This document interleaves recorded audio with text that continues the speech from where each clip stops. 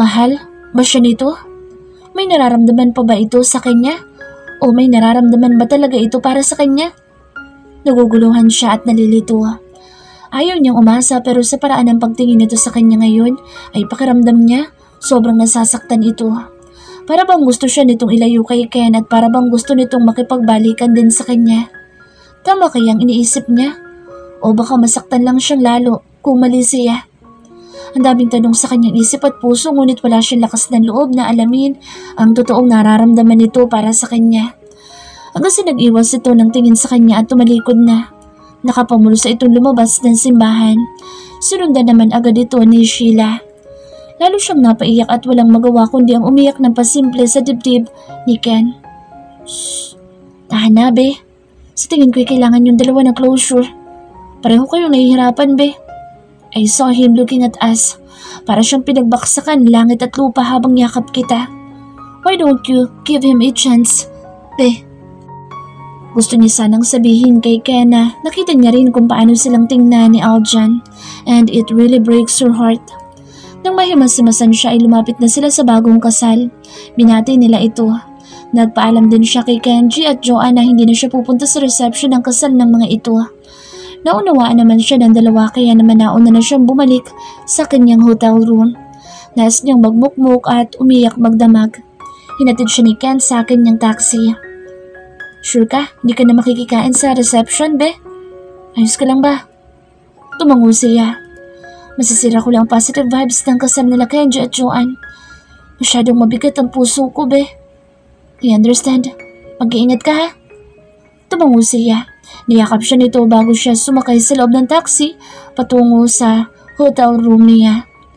Sayang lang ibinayad ni Joanne sa hair and makeup niya dahil hindi man lang siya nakapag-picture kasama ng mga ito. Nahiya siya sa mag-asawa pero anong gagawin niya? Masyado siyang nalulungkot. Parang bumalik kasi sa kanyang eksena noong araw na ikinasal silang dalawa ni Aljan. Kahit magulo at sapilitan ng kasal nilang iyon, itatago niya pa rin sa kaibuturan ng kanyang puso ang gabing na ikasal siya sa nag-iisang lalaking minamahal niya. Kahit papekeng kasal lang iyon. Pagdating niya sa kanyang hotel room ay nagpalit na agad siya ng pantulog na damit. Nagilamos agad siya at nagsipilyo dahil kumalat na ang makeup niya. Kulot-kulot pa rin ang kanyang mahabang buhok kaya itinali niya iyon ng ponytail style. Panay pa rin ang iyak niya nang makahiga siya sa kanyang kama. Hindi pa man siya nakakahiga ng matagal sa kama niya ay narinig na niyang tumunog ang doorbell ng hotel room niya. Nagtaka siya kung sino kaya ang bibisita sa kanya. Imposible naman na si Kenji at Joanne iyon dahil nasa reception ito ng kasal. Lalong-lalong na si Ken dahil nandoon din ito. Muling tumunog ang doorbell kaya napilitan siyang bumangon sa kanyang kama. Hindi na siya nag-abalang ayusin ang sarili niya dahil wala siya sa kanyang sarili. Nakasuot lamang siya ng manipis na pantulog na damit. Nakasuot naman siya ng bra ngunit masikip iyon sa kanya kaya halos hindi makahinga ang malulusog niyang dibdib na parang naiipit at nag-uumapaw. Aljan? Nalaki ang kanyang mga mata nang makita niya si Aljan sa harap ng pintuan. Pagkabukas niya noon. Beer? Alok nito sa kanya habang may dala itong supot na punong-puno ng mga beer in can. May dala rin itong chicken wings box. Hindi na ito nakasuot ng tuxedo katulad ng suot dito kanina sa simbahan. Tanging white t-shirt na lang ang suot dito and black pants. Medyo namumugto rin ang mata nito katulad niya pero hindi siya sigurado dahil baka kagigising lang nito. Bakit ka nandito? Anong ginagawa mo dito? Alam kong broken-hearted ka sa kasal ni Kenji. I'm here for you. Inom mo na lang yan. Napanganga siya sa sinabi nito. Hindi na siya nakapagprotesta nang dire-diretso na itong pumasok sa loob ng hotel room niya. Teka, ano bang sinasabi? Your fake boyfriend, Ken?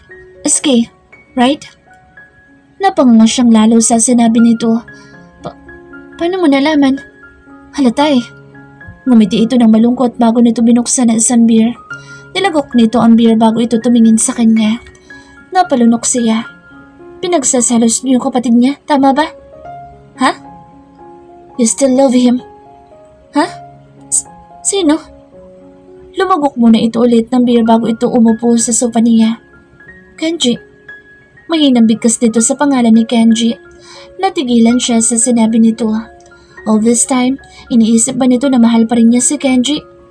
Muntik na niyang makalimutan na sinabi nga pala niya noon kay Aljan na si Kenji ang mahal niya. Wala tuloy siyang masabi. Umupo na lang siya sa tabi nito. Medyo may space lang ng konti dahil nahihiya siya. Kaya nandito ka para damayin ako? Tumingin ito sa kanya. Parang pagod ito at sobrang lungkot. Yeah? Ano ba kasing ginawa mo? In 2 years, bakit hindi naging kayo? Bakit naunahan ka pa ng kapatid ko? Mas maganda ka naman sa kapatid ko At akala ko ba patay na patay sa'yo si Kenji? What happened? You can tell me, makikinig ako sa'yo. Palakas ng palakas ang tibok ng kanyang puso habang pinakikinggan ang mga sinasabi ni Aljan. Teka, sinabihan ba siya nito na maganda siya? Namula tuloy ang kanyang mga pisngi. Hindi mo naiintindihan, Aljan. Saglit itong tumingin sa kanya bago ito tumingala at isinandal sa sandalan ng sofa ang ulo nito. Para bang malalim ang iniisip nito. Naiintindihan kita kaya nga pinalaya kita. But I think you failed. Naunahan ka pa ng kapatid ko. Malungkot itong umiti bago ito muling nagbukas ng isa pang beerin can at nilagok iyon. Aljan. Napakagatlabi siya upang pigilan ang kanyang sarili na mapahikbi. Napatingin naman ito sa kanya. Don't bite your lips, Rina. Namumula na. Kiss me. Tila hindi nito naunawaan ang sinabi niya dahil napangangalang ito. Lakas loob siyang kumandong sa kandungan nito. Halatang nagulat ito sa ginawa niya ngunit napahawak naman agad ito sa magkabilang bewang niya. No, don't. Just kiss me. Make love to me non-stop. Tonight. Seryosong request niya kay Aljan ay kinagulat nito ng husto. Nalaki ang mata ni Aljan nang siya mismo ang humalik sa labi nito. Hey Rina. Napakurap si Rina dahil sa pagpitik ni Aljan sa harap niya. What happened? Ini-imagine niya lang pala ang nangyari.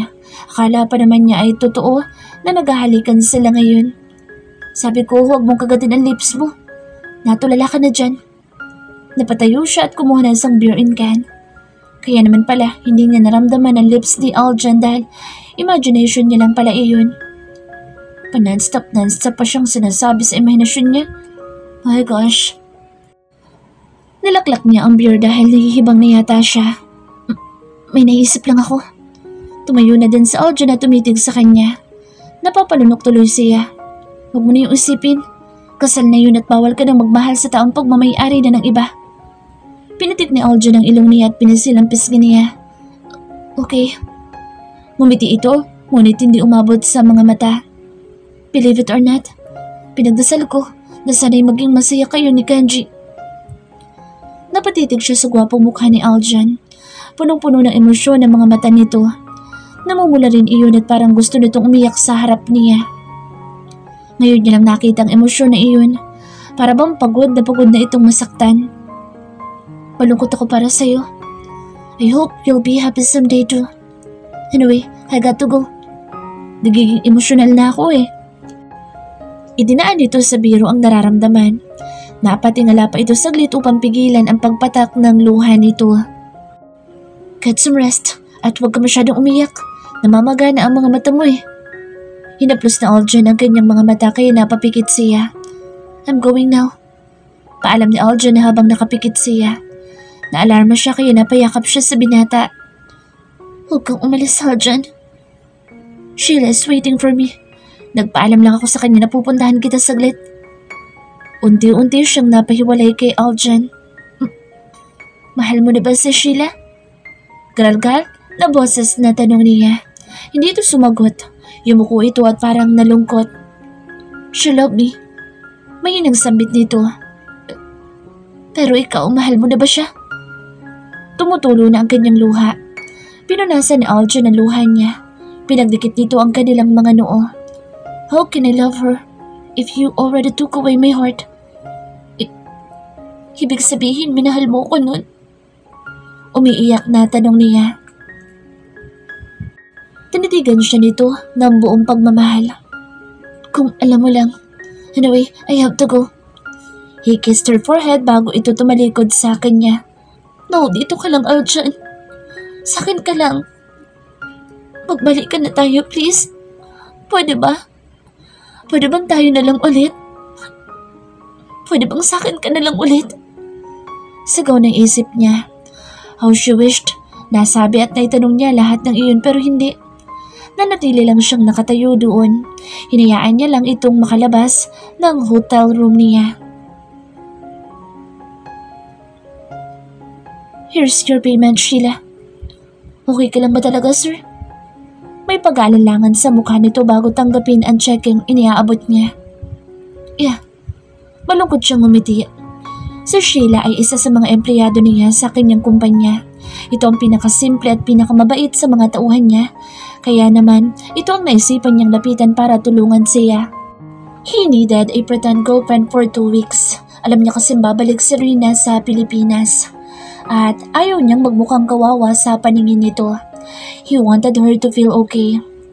Ayaw niyang makonsensya ito sa pagiging miserable pa din niya hanggang ngayon. He hated her for loving her too much. Mula nang sumama ito kay Kenji at takasan siya, ay parang gumunaw na din ang kanyang mundo. Sinundan niya ito sa Japan noong araw mismo na iniwan siya nito. Ngunit nakita lang niyang magkayakap ang mga ito at parehong masaya. He always saw her crying by his side pero kay Kenji ay nakangiti ito at masaya. Masakit man para sa kanya ang hayaan itong maging masaya sa iba ay tiniis niya. Ganoon niya kamahal si Rina. Iniisip niyang nakarma na talaga siya dahil sa pagiging babaero niya noon. Kaya tuloy ang nag-iisang babaeng minahal niya ay hindi mapa sa kanya kahit anong pilit niya. Kahit paulinan niya pa ito ng mga bodyguards o baka kahit igapos niya ito ay tatakas at tatakas pa rin ito sa kanya. Nang umuwi siya mula sa Japan ay wala siyang nagawa kundi magmukmuk sa kanyang kwarto. Lalo pa siyang nalungkot nang makita niya ang contraceptive pills nito sa isang drawer nila. Labis siyang nasaktan. Umasa pa naman siyang mahal na siya nito. Sobrang saya pa naman niya noong gabing umamin ito ng pagmamahal sa kanya. Ang buong akala niya ay totoo iyon pero nagkamali siya. Ginamit lang nito ang damdamin niya at tiwala niya para makalaya ito sa kanya. She escaped him. She left him. Durog na durog din ang puso niya noong umalis ito. Maybe until now? Ewan niya, parang manhid na siya. He just wanted this love to end. He wanted to move on. Lalo na ngayong ginawa na niya ang lahat para pagselosin ito ngunit wala man lang itong ginawa para balikan siya. Nakapag-usap na ba kayo, sir? Nag-aalalang tanong ni Sheila. Napabuntong hininga siya bago siya umiling. Hindi ko siya kayang kausapin about us. Natatakot ako baka kapag nagmakaawa ko sa kanya na bumalik siya sa akin ay mapilitan lang siya ulit. I can't do that to her. I don't want to force her. Pero sir, sa tingin ko na may mahal niya pa kayo. Believe me, babae din po ako at alam kong nagsasalo siya sa pagpapanggap natin.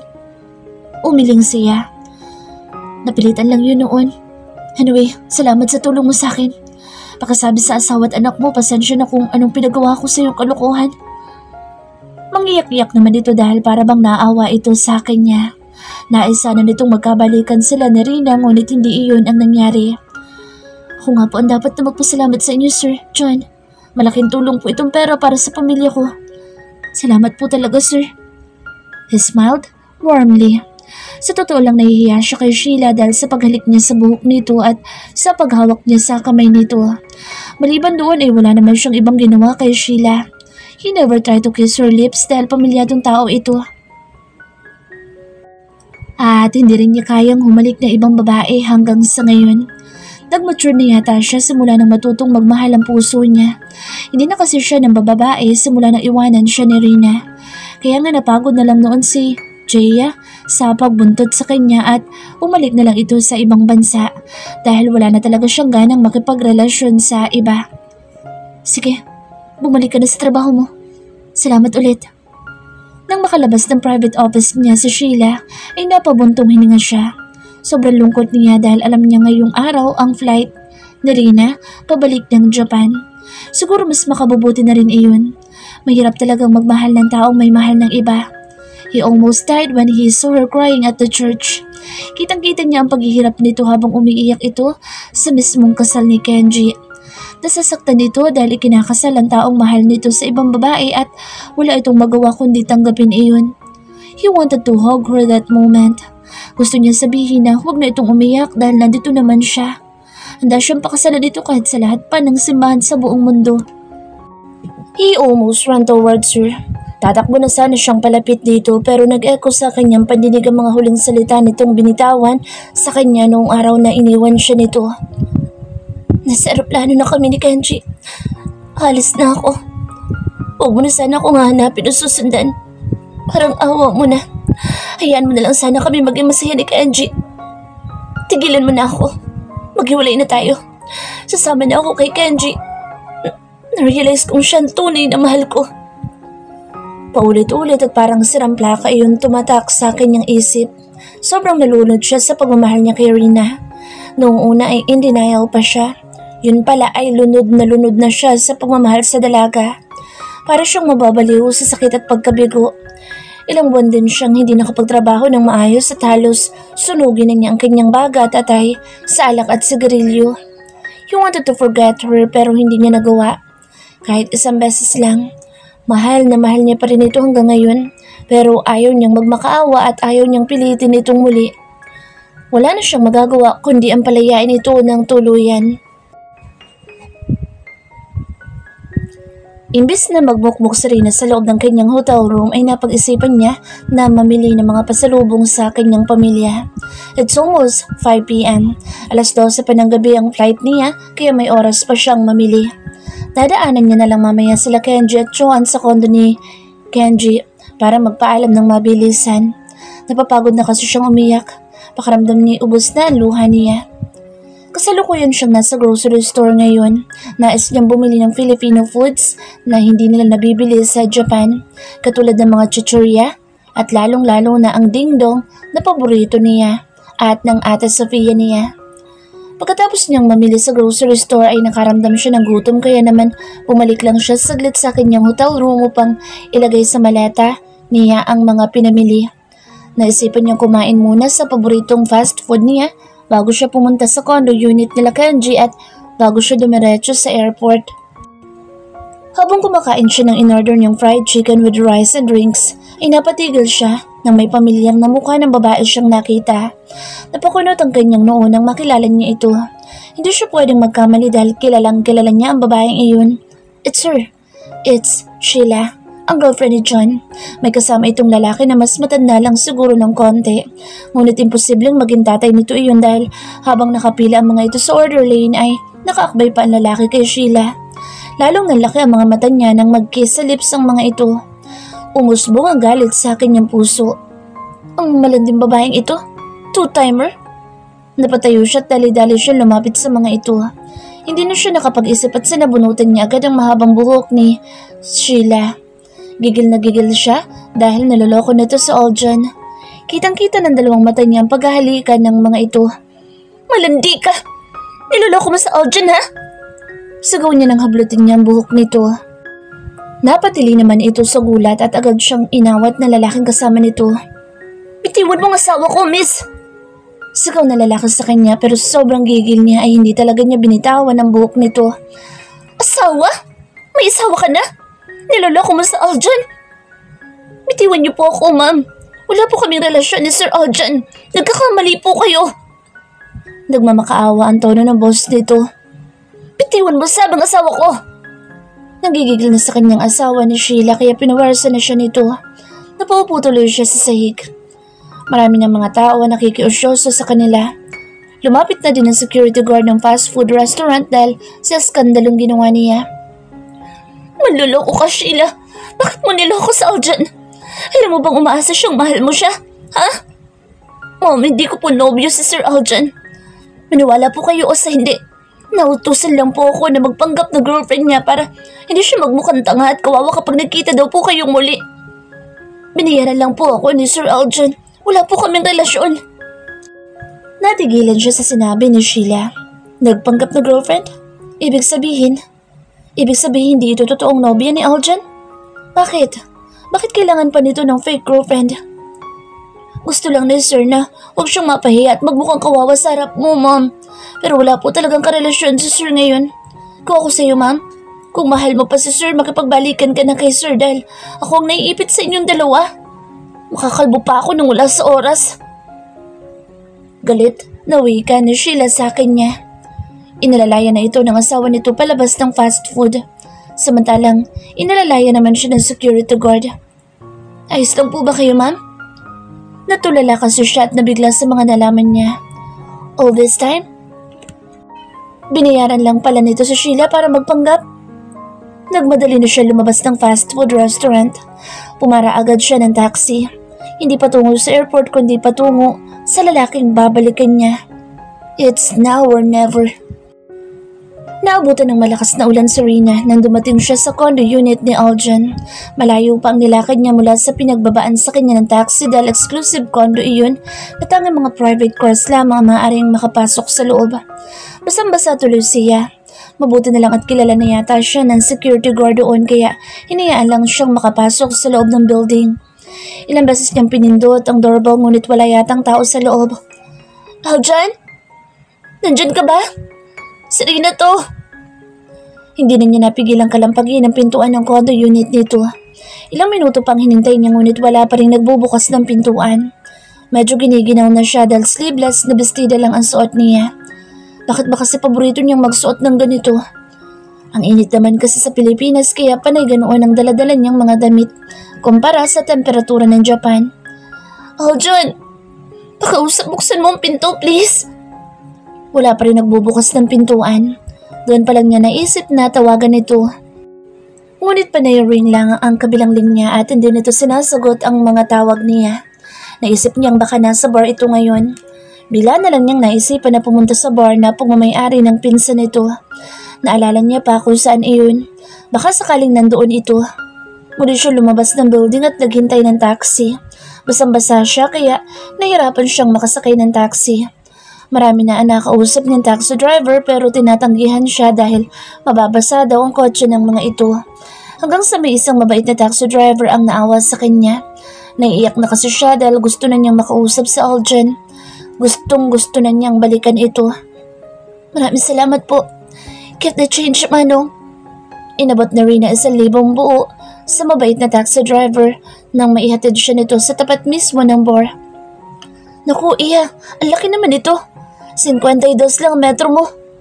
Ngumiti siya at pilit na iniabot dito ang kanyang pera. Mag-ingat po kayo sa biyahe. Maraming salamat po. Pasensya na po kayo kung nabasa ko sa sakin niyo, Manong. Pagpalain ka nawa ng Diyos, Iya. Maraming salamat din sa iyo. Pagdasal niyo na lang po sana na magkabalikan kami na lalaking mahal ko. Lumapad ang ngiti na matandang driver sa kanya. Panigurado ho iyan. Ngumiti siya bago siya lumabas ng taxi nito. Medyo nabasa siya ulit dahil malayo pang entrance ng bar. Ma'am, basang-basa po kayo. Hindi po kayo pwedeng pumasok. Harang sa kanya na isang bouncer. Hindi siya pinapapasok nito dahil basang-basa siya. Para siyang binuhusan ng isang baldeng tubig kaya naman inaasahan na niyang haharangin siya nito. Please kuya, papasukin mo ko. Sandali lang naman ako dyan. Hahanapin ko lang si Aljan. Pagmamakaawa niya sa bouncer ngunit nagmatigas ito. Umiling ito. Pasensya ka na miss. Hindi kita pwedeng papasukin. Magpatayo ko muna dahil maaabala ang ibang customer kapag nakabasa ka sa loob. Eksakto naman papasok ang isang pamilyar na lalaki sa loob ng bar. Nalak ang kanyang mga mata nang makilala niya ito. Hindi niya makakalimutan ang mukha ng lalaking nagkasal sa kanila ni Aljan noon. Ito ang judge na kaibigan ni Aljan. Judge? Hoy, sandali! Kaibigan ka ni Aljan, di ba? Hinabol niya ang lalaki kaya napatigil ito sa pagpasok sa loob. Kunot-no siyang tiningnan nito at para bang nakilala din agad siya nito. Rina? Oo, ako nga. Ako yung ikinasal mo ng peke kay Aljan noon. Alam mo ba kung nasaan siya? Kailangan ko kasi siyang makausap. Ano nangyari sa'yo? Bakit basang-basa ka? Tumataba ka rin ah. Pilyo itong umisi at pasimple pan tumingin sa nag-uumapaw na dibdib niya. Bastos! Tinakpan niya ang kanyang dibdib. Hey, sorry. Lalaki lang. Bakit kasi litaw na litaw yan? Anyway, anong peking kasal? Pinarehistro ko yung kasal niyo kaya legal yun. Napakunot ang kanyang noo. Sinungalin. Kumuha ko ng Sanamar. Hindi rehistrado ang kasal namin pero hindi na yun mahalaga. Ang importante ngayon, sabihin mo sa akin kung nasaan si Aljan. Kung nandyan siya sa loob, pwede bang sabihin mo sa kanyang nandito ako sa labas? Ito naman ang napakunot noo. Rehistrado ang kasal nyo. Late ko lang pinarehistro. Nabalitaan ko nga na iniwanan mo si John kaya nirehistro ko na eh. Baka patayin din ako ni John pag hindi ko yun pinarehistro. Ngumisi pa ang tarantadong kaibigan ni Aljan. Anong ibig mo sabihin? Ha? Ibig sabihin hindi si Aljan na nag-utos sa'yo na pikein ang kasal namin? Bakit naman pipikein? Teka, bastos talaga ng bibig ko. Muntik pang maging pek-pek. Napailing si Rina. Nakatira ba ng droga itong kaibigan ni Aljan? Ang gulong kausap eh. Hindi ako nakikipagbiruan sa'yo, Judge. Kong ang pangalan ko. Pwede mo rin akong tawaging Ninong Kong dahil ninong ako ng kasal nyo. Aba, loko-loko talaga. Anyway, hindi fake ang kasal nyo. Sino namang maritas na nagsabi sa iyong peke ang kasal nyo? Wala ka na doon. Nainis na sagot niya. Parang hindi kasi siya sineseryoso nito. Sino nga? Si Jaya. Sabi niya peke ang kasal namin ni Aljo noon kaya kumuha agad ako ng Senomar kung totoo nga sinasabi niya. Kaya pala eh. Bakit ka naniniwala sa babaeng gustong umagaw sa asawa mo? Tanga ka rin eh. Ako ay nagkasal sa inyo kaya legit yun. Ako pa. Kaso late ko nang pinarehistro dahil iniisip ko hindi seryoso si John sa'yo. Pero na makita ko kung gaano naapektuhan yung kaibigan ko sa pagkawala mo, pinarehistro ko na ang kasal nyo. Napanganga na lang siya sa mga isiniwalat nito. Nagkabalikan na ba kayo? Maganda yan. Walang divorce dito sa Pilipinas eh. Ibig mo sabihin mag-asawa talaga kami? Asawa ko pa din siya hanggang ngayon? Totoo? Totoo yung kasal namin? Ibig sabihin gusto niya talaga ako maging asawa noon? Nauutal at putol-putol na tanong niya kay Kong. Malamang, pakakasalan ka ba noon kung hindi? Papatayin nga nun buong angkan ko kung hindi ko kayo ikinasal on the spot nung gabing yun eh. Langhiya ka. Ikaw palang punot dulo na lahat. Pinaghampas niya ang dibdib ni Kong. Nagulat ito sa ginawa niya. Hey miss, masakit ah? Teka, Roy! Oh, okay tama na? Reklamo ni Kong habang binabayo niya ang dibdib nito. Naiiyak din siya sa kaligayahan at pagsisisi. Mixed emotions ang nararamdaman niya. Masaya siya dahil pinakasalan talaga siya ni Aljo noon. Nagsisisi siya dahil iniwan niya ito kahit wala naman pala itong kasalanan sa kanya. Sinaktan niya pa ang puso ni Aljo noon at sinabi niya pang ibang lalaki ang mahal niya kahit ito naman talaga nag-iisang lalaking mahal niya. Nagsisisi siya dahil pinairal niya ang kaartehan niya at hindi muna niya tinanong si John kung ano nga ba ang totoo. Mas naniwala pa siya sa babaeng gustong umagaw sa asawa niya. Napakatanga niya. Ito palang Kong na ito ang may kasalanan sa lahat. Hindi pa agad pinarehistro ang kasal nila kaya tuloy inisip niyang peke nga ang kasal nila. Kakalbuhin kita, Kong! Dahil sa'yo nagkahiwalay kami ng asawa ko! Sambit niya habang sinasabunutan niya ito. Hinahayaan lang siya ng mga bouncer dahil nagtatawanan pa ang mga ito. Aw! Huwag yung buhok ko, miss! Kukunti na nga lang yan! Tumakbo si Kong. Papasok sa loob ng bar nang makatakas ito sa kanya. Bumalik ka dito! Kakalbuhin talaga kita! Napapapadyak pa siya sa inis sa lalaking iyon. Cancel all the flights going to Japan tonight. Tom Eugene, nasa kasarapan na kami ng chicks ko sa pagyuyugyugan tapos yan lang ipinunta mo dito? Halos lumabas na ang litid ni Kyle sa leeg nito habang sinisigawan siya. Palibas ay naudlot ang pakikipagtalik nito sa babae nitong kasama ngayon. Sunugod niya kasi ito sa condo unit nito. Galing siya sa airport at halos nahalughog niya na ang buong airport departure ay hindi niya man lang nakita kahit anino man lang ni Rina. Lalo pa siyang na-stress dahil naiwan niya ang kanyang cellphone sa loob ng kanyang condo unit. Sobrang nagmamadali kasi siya na maabutan nito sa airport. Wala tuloy siyang number ng dalaga. Hindi niya ito makakontak at isang paraan na lang ang naiisip niya. Ipapakansela niya ang lahat ng flight patungo sa Japan upang mapigilan lang ang pag-alis ni Rina. He needed to talk to her. Kahit magmakaawa siya ay gagawin na niya kaysa naman mawala na naman ito sa buhay niya. Hindi na niya kakayanin pa. Please help me. Cancel all the flights now. Nakatapis lang ng tuwalya si Kyle dahil kasalukuyan itong may katalik na babae nang gambalain niya ito. Oo na, eto na nga eh. Tapos lumayas ka na dyan. Bago pa ako mabuwisit sa'yo. Halatang bitin na bitin ito. Muli itong pumasok sa loob ng kwarto nito.